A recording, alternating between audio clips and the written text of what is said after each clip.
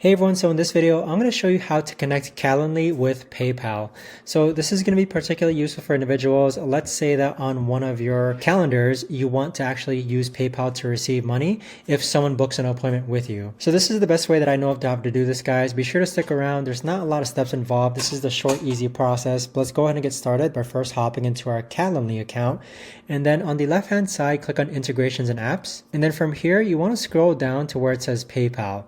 So currently, I already have my PayPal account connected, but if you click on this PayPal option over here, you'll see that you do need to be upgraded in order to collect payments on PayPal. So Calendly, you do need to do the paid option, but right now I have my PayPal account connected. You would just simply follow the prompts to actually connect your PayPal account with Calendly. And so once that's connected, you'll see that all payments are sent to your PayPal account, and you would use PayPal to actually access and manage your funds. But this right here, guys, is the best and easiest way that I know of to actually go ahead and connect your PayPal account with Calendly. If you guys know of a better or easier way to actually do this, let me know in the comments down below. I would love to know. But thanks so much for watching, everyone, and I'll see you guys all in the next video.